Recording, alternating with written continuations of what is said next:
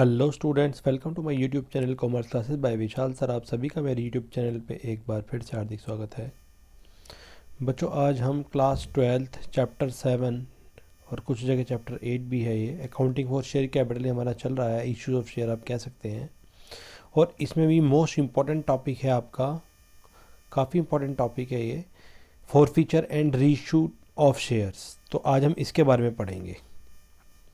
But इससे पहले मैं आपको एक बात बोलना चाहूँगा, ये जो चैप्टर है ये 14 to 16 मार्क्स का है, मस्ट ही मस्ट है, जो कम आता ही आता है। तो आप इस चैप्टर को बहुत अच्छे से तैयार कीजिए, क्योंकि इससे एक 8 मार्क्स का बिग क्वेश्चन, बड़ा क्वेश्चन, एक इससे एक एडमिशन चैप्टर से, दोनों से आता ही आता है। तो इसको बहुत अच्छे से तैयार कीजिए। और 4 मार्क्स का इसका बैलेंस शीट की प्रेजेंटेशन और 4 मार्क्स का फॉरफीचर रेशियो का कई बार क्वेश्चन आ जाता है। तो टोटल मिला के 16 to 17 मार्क्स का ये चैप्टर है। तो मेरी एक रिक्वेस्ट है कि आप इसको पूरा सीक्वेंस में देखिए। इस पर मैंने वीडियोस पे नंबर डाल रखे हैं, videos 1, videos 2, videos 3, videos 4 and so on. इस तरह 6, 7, 8 वीडियो बन चुकी हैं। तो आप उससे इस कॉन्सेप्ट से पहले उन सब वीडियोज़ को देखिए, तो आपको ये कॉन्सेप्ट बहुत अच्छे से क्लियर हो जाएगा। आइए अब बिना समय ख़राब करते हैं, हम टॉपिक की ओर चलते हैं। आज हम पढ़ रहे हैं फॉरफीचर ऑफ शेयर। फॉरफीचर का मतलब होता है जब्त करना। आप बहुत ध्यान से समझना मेरी बात, मैं बताना चाह रहा हूँ। अगर मान लीजिए एक जो कंपनी है वो कॉल कर रही है, जैसे आपको मैंने बताया था कि कोई भी कंपनी सब पैसे एक साथ नहीं मांगती। मान लीजिए एप्लीकेशन है, अलॉटमेंट है, फर्स्ट कॉल है, और हम ये एज्यूम कर रहे हैं कि फाइनल या सेकंड कॉल ही फाइनल कॉल है। तो मान लीजिए एप्लीकेशन पे कंपनी ने पैसे मांगे, शेयर होल्डर ने दे दिए, अलॉटमेंट पे मांगे, दे दिए, फर्स्ट कॉल पे डिफ़ॉल्टर हो गया, नहीं दे पाया, और उसके आगे भी नहीं दे पाया। तो फर्स्ट कॉल पे क्या करेगी कंपनी, यहाँ पर कंपनी ने कुछ डिमांड करी फर्स्ट कॉल पे, और फर्स्ट कॉल पे जो डिमांड करी वो शेयर होल्डर डिफ़ॉल्टर हो गया, पेमेंट नहीं कर पाया। तो कंपनी क्या करती है, 14 डेज़ का टाइम लेती है, उसको एक रिमाइंडर और भेजती है। और अगर मान लीजिए उस नोटिस के बाद भी उसको कोई फ़र्क नहीं पड़ता, तो कंपनी एक नोटिस भेजकर क्या करेगी, उसके शेयर जब्त कर लेगी, फॉरफीचर कर लेगी। शेयर जब्त करना कहलाता है ये। शेयर फॉरफीचर का मतलब होता है, मान लीजिए कि एप्लीकेशन पे 5 रुपीज़ हैं, अलॉटमेंट पे 2 रुपीज़ हैं। एप्लीकेशन पे आप मान लीजिए 2 रुपीज़ है, एप्लीकेशन पे 2 रुपीज़ हैं, 2, और अलॉटमेंट पे 3 रुपीज़ हैं। कंपनी ने, शेयर होल्डर ने 5 रुपये पे कर दिया, और फर्स्ट कॉल पे वो डिफ़ॉल्टर बन गया, यहाँ पेमेंट नहीं कर पाया, जो कि 3 रुपये की थी, और फिर फाइनल कॉल जो थी वो 2 रुपये की थी। तो 10 रुपये इस तरह से हो गए, 10 रुपये हम each at the rate of each मान रहे हैं। तो यहाँ वो पेमेंट नहीं कर पाया, तो इसका मतलब 5 रुपये जो अब तक पे कर चुका था वो कंपनी जब्त कर लेगी। जब्त का मतलब फॉरफीचर कर लेगी, बाकी वो डिफ़ॉल्टर हो गया, आगे पेमेंट नहीं कर पा रहा वो, तो यही कंपनी उसके शेयर फॉरफीचर करेगी। यहाँ पर इसे फॉरफीचर बोला जाता है, फॉरफीचर ऑफ शेयर्स। ठीक है। तो कंपनी क्या करती है, जितना अमाउंट उस शेयर होल्डर ने ऑलरेडी पेड कर रखा था, जो 5 रुपीज़ ये वाले पेड कर रखे थे, ये और ये, अब कंपनी उसे जब्त कर लेगी, नहीं देगी वापस। और कंपनी के पास फर्दर बहुत सारे ऑप्शन रहते हैं इसे रीइशू वगैरह करने का। हम इसके आगे वाले टॉपिक में अभी पढ़ेंगे थोड़ी देर में। तो अब हम ये बुक की लैंग्वेज पढ़ रहे हैं, ध्यान से देखिए क्या है ये। तो पढ़ रहे हैं हम, देखिए क्या कह रहा है। If on allotment of share allotee fails to pay the amount of any call, his money is forfeited or withheld by the company. This is called forfeiture of share. तो जो मैं आपको बात बता रहा था वो है कि मान लीजिए एप्लीकेशन हो गया, अलॉटमेंट हो गया, ये अलॉटमेंट के बाद ही होगा, एप्लीकेशन पे तो हो ही नहीं सकता। तो वह यही कह रहा है कि अलॉटमेंट या उसके बाद पे अगर शेयर होल्डर अपनी पेमेंट नहीं दे पाता, जो कंपनी मांग रही है, डिमांड कर रही है, तो कंपनी 14 डेज़ का नोटिस भेजती है, उसके बाद कंपनी उसके शेयर फॉरफीचर कर लेती है। तो कंपनी उसके शेयर फॉरफीचर कर लेगी। And to withdraw the right of a person, उसका जो भी राइट है उस शेयर पे, वो सारे खत्म हो जाएंगे। Forfeiture of share refers to the cancellation और termination of membership of the share holder by taking away the shares and the rights of membership. तो जो भी उसकी मेंबरशिप है शेयर होल्डर की, वो खत्म हो जाएगी, कंपनी के पास सारे राइट चले जाएंगे।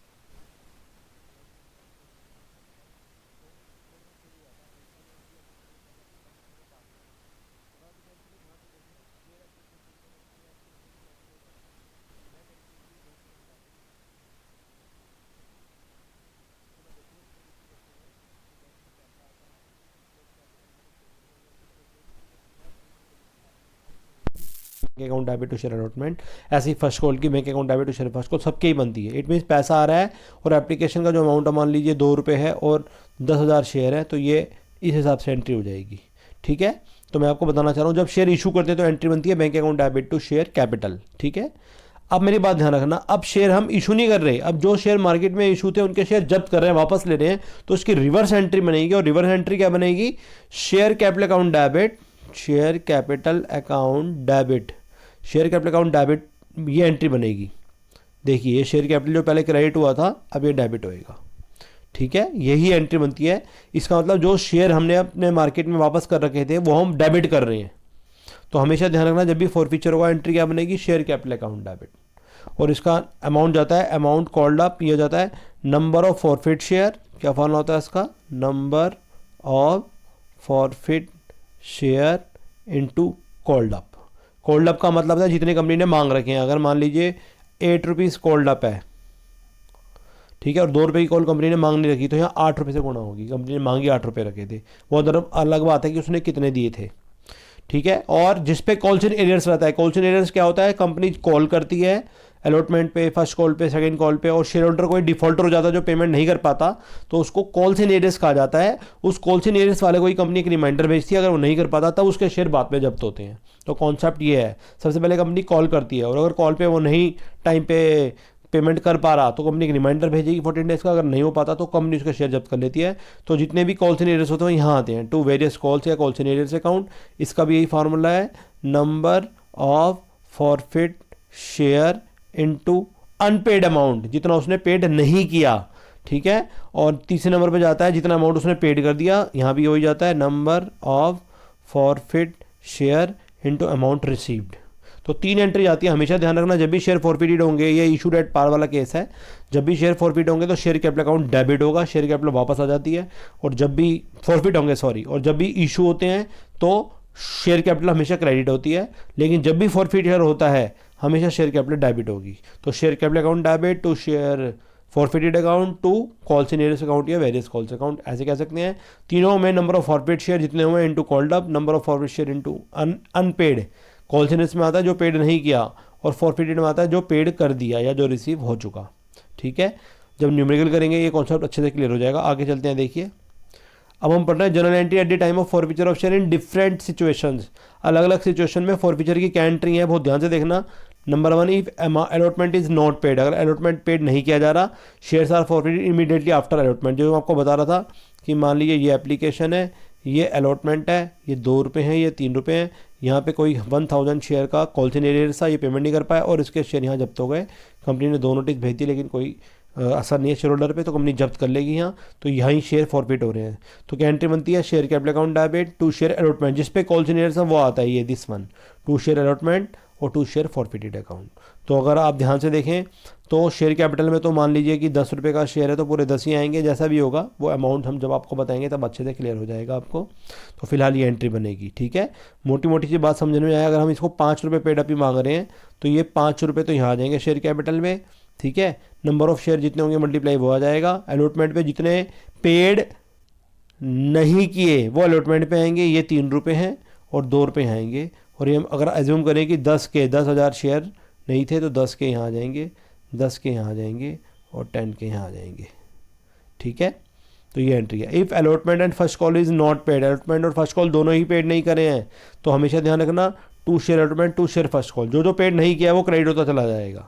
ठीक है, तो यहाँ आ जाएगा। ये फर्स्ट कॉल के बाद फॉरफीचर हो रही है, इसके बाद एक एंट्री हो रहेगी टू शेयर फॉरफिट अकाउंट, वो उसने लिखा नहीं है, अगले पेज पे आएगी एंट्री, ध्यान से देखेंगे तो मतलब सेम एंट्री है ये और ये सेम है, बस यहाँ फर्स्ट कॉल आ जाएगा। देखिए ये रहा फर्स्ट शेयर फॉरफिट में आपको बता रहा था। वो कह रहा है if allotment first call second call not paid, तीनों ही पेड नहीं है तो तीनों आएंगे हैं, to share allotment, to share first call, to share second and final call, और सेकंड फाइनल कॉल के बाद ये फॉरफीचर है टू शेयर फॉरफिटेड आएगा। तो ये तो नॉन पेड से है। ठीक है, number of forfeit share formula ये रहेगा, नंबर ऑफ फॉरफिट शेयर जितने शेयर थे वो इनटू कॉल्ड अप मनी, यहाँ अनपेड जितनी पेमेंट नहीं करी और यहाँ जितनी पेड कर दी शेयर होल्डर ने। ठीक है, और आगे कह रहा है if first call and second call is not paid and shares are forfeit after second call. ठीक है, अब यहाँ पर अलॉटमेंट था, यहाँ अलॉटमेंट नहीं है, यहाँ अलॉटमेंट के लिए मना कर रहा है। तो 2 शेयर फर्स्ट कॉल यहाँ आएगा, 2 शेयर सेकंड कॉल यहाँ आएगा, 2 शेयर फॉरफिटेड यहाँ आएगा, और बाकी जो फार्मूला लगता है वही लगेगा। फार्मूला हर केस में यही लगेगा, number of forfeit share into total जितने शेयर की वैल्यू थी वो, इनटू अनपेड और इनटू पेड। और कह रहा है if first call is not paid and the shares are forfeited before making second call. सिर्फ फर्स्ट कॉल ही पेड ना हो तो ये फर्स्ट कॉल आ गया, और सेकंड कॉल से पहले तो फर्स्ट कॉल जो अनपेड है वो यहाँ आ जाएगा, और share capital account debit to share forfeited. मतलब कहने का मीन्स ये है कि जिस पर पेमेंट नहीं हुई है, जिस पर वो डिफॉल्टर हुआ शेयर होल्डर, उसको हम क्रेडिट कर देंगे। इसको टू वेरियस अनपेड कॉल भी कहा जा सकता है या कॉल सिनेरियोस भी कहा जा सकता है। अब कह रहा है if second and final call is not paid, second और फाइनल कॉल पेड नहीं है तो to second and final call to share forfeited account. तो सेकंड फाइनल कॉल यहाँ आ गई बस, बाकी share forfeited, share capital account debit. अब कह रहा है forfeiture of share when which were issued at premium. अगर मान लीजिए हम शेयर प्रीमियम पे इशू करते हैं, प्रीमियम का कॉन्सेप्ट मैंने बता रखा है, इस वीडियो के एंड में आपको प्रीमियम की वीडियोस का लिंक मिल जाएगा। अगर आपने वो वीडियो नहीं देखी है तो सबसे पहले उस प्रीमियम के कॉन्सेप्ट को देखना, तो आपको ये समझ में आ जाएगा प्रीमियम का कॉन्सेप्ट क्या होता है, उसका क्या ट्रीटमेंट होता है। प्रीमियम का मतलब ऐसे मैं प्रिसाइज कर देता हूँ कि अगर एक शेयर जिसकी फेस वैल्यू 10 रुपये है उससे ज़्यादा में बेचा जा रहा है, वो 11, 12, 13, 15, 20, 10.5, तो वो क्या कहलाएगा, share issued at premium. If a share is issued more than its face value then it is called that share has been issued at premium. Means more the amount which is issued more than the face value of a share. Face value of A share थी 10 rupees, 10 रुपये वाला share 11, 12, 13, 14, तो ये सारा premium है जितना भी 10 से एक्स्ट्रा जा रहा है। तो student must keep eye on the allotment of premium, amount of premium आप ध्यान रखेंगे। If the premium was already paid by the share holder it will not take. अगर पेड कर चुका है शेयर होल्डर, डिफॉल्टर नहीं है, तो आपको नहीं दिखाना, लेकिन अगर नहीं दिया है उसने तो आपको दिखाना है। ध्यान से देखना है, इसकी दो कंडीशन है। If premium was paid by the share holder, तो इस एंट्री में प्रीमियम नहीं है, बहुत ध्यान से देखिए। तो एंट्री वही बनेगी, शेयर कैपिटल अकाउंट डेबिट, जिस पे वो डिफॉल्टर हुआ है, टू शेयर अलॉटमेंट पे हुआ है तो अलॉटमेंट, टू अनपेड कॉल्स पे तो अनपेड कॉल, और टू शेयर फॉरफिटेड। या फिर पीछे वाला ही कॉन्सेप्ट था जो आपको मैंने बता रहा था अभी, वही है सारा कॉन्सेप्ट। ये दोनों तो हो जाएगा अनपेड से, जितना पेमेंट उसने पेमेंट नहीं किया है, और ये जितना उसने पेड कर दिया है, ठीक है। और यहाँ जो शेयर की वैल्यू थी पूरी वो आ जाएगी टोटल इसमें। और अगर उसने प्रीमियम भी पेड नहीं किया, प्रीमियम में भी डिफॉल्टर हो गया वो, जैसे मैं एग्जांपल देना चाहूँगा, ये एप्लीकेशन है, ये अलॉटमेंट है, ये फर्स्ट कॉल है, और फर्स्ट कॉल पे है 3 + 2 रुपये, ये 2 रुपये प्रीमियम के, और यहाँ शेयर होल्डर ने 1000 शेयर्स की पेमेंट नहीं करी, तो ये वाला प्रीमियम शो करेंगे हम दिस वन इस एंट्री में। और हमेशा देखना प्रीमियम पहले इशू में जो होता है उसका रिवर्स वो फॉरफीचर में होता है। इशू में हमेशा premium to security premium credit होता है, अब यहाँ डेबिट होएगा, तो देखो सिक्योरिटी प्रीमियम अकाउंट डेबिट, ये आएगा प्रीमियम डेबिट होके।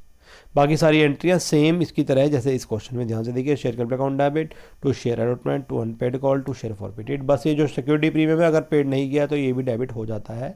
हमेशा एंट्री ध्यान रखना, फॉरफीचर में जो इशू की एंट्री होती है उसकी रिवर्स एंट्री बनती है। बाकी जब न्यूमेरिकल करेंगे तब ये अच्छे से आपको क्लियर हो जाएगा।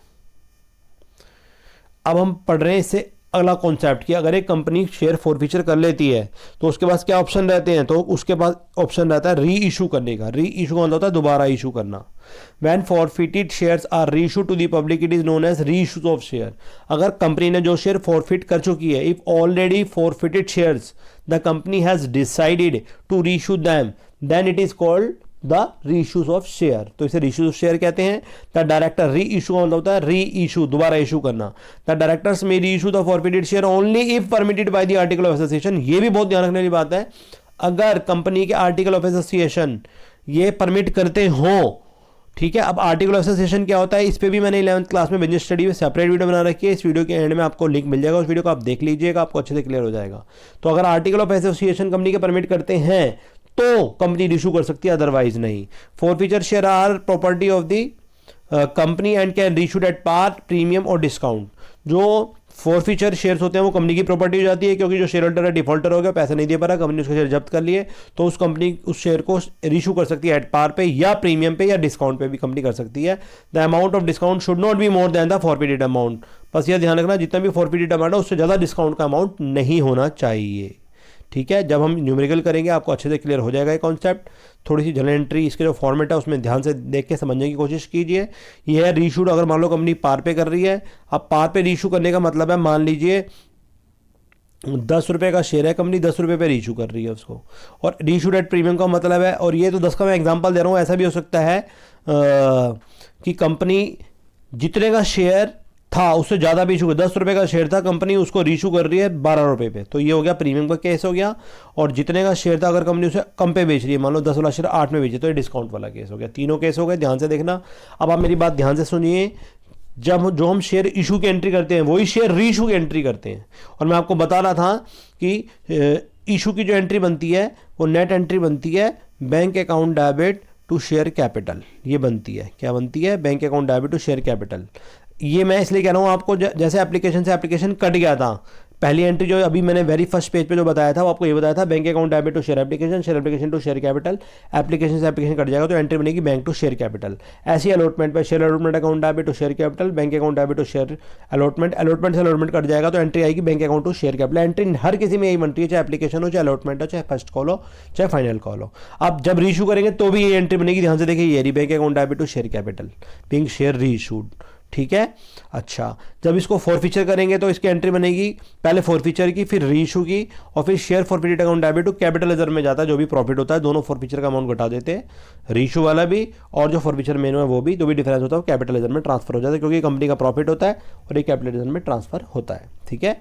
अब एंट्री बात कर रहे हैं हम सेकेंड की, कि अगर कंपनी इसे प्रीमियम पे इशू करती है, प्रीमियम का मतलब जितने पे शेयर जब्त हुआ है, मान लीजिए शेयर 8 रुपये कोल्ड अप थे और 8 रुपये से ज़्यादा कंपनी इसको बेच रही है, कंपनी इसको 10 पे बेच रही है, 11 पे बेच रही है, तो ये प्रीमियम माना जाएगा। तो देखिए, bank account debit to share capital, share forfeited account debit to capital reserve, जो भी ट्रांसफर होगा कैपिटल रिजर्व में ट्रांसफर हो जाएगा, ठीक है। और क्योंकि प्रीमियम है तो टू सिक्योरिटी प्रीमियम यहाँ आ जाएगा, सिक्योरिटी में ऑलरेडी में भी जो सिंपल एंट्री होती है उसमें क्रेडिट होता है, लेकिन फॉरफीचर में डेबिट हो जाता है और इशू में फिर दोबारा एक क्रेडिट होता है। बहुत ध्यान रखना, जो एंट्री इशू की होती है वही इशू की होती है। जितने भी ज़्यादा पे बेचेंगे, मान लीजिए 8 रुपये का एग्जाम्पल कर रहे हैं तो 8 रुपये यहाँ आए, ठीक है, शेयर की वो थी 8 रुपये वैल्यू, ठीक, शेयर की, शेयर कैपिटल मतलब 8 रुपये कॉल्ड अप मनी थी वो आया, और ये 11 पे इशू हो रहा है तो 3 रुपये यहाँ आएंगे और 11 रुपये यहाँ आएंगे। ये मैं बताना चाह रहा हूँ, बाकी न्यूमेरिकल करेंगे तो अच्छे से क्लियर हो जाएगा।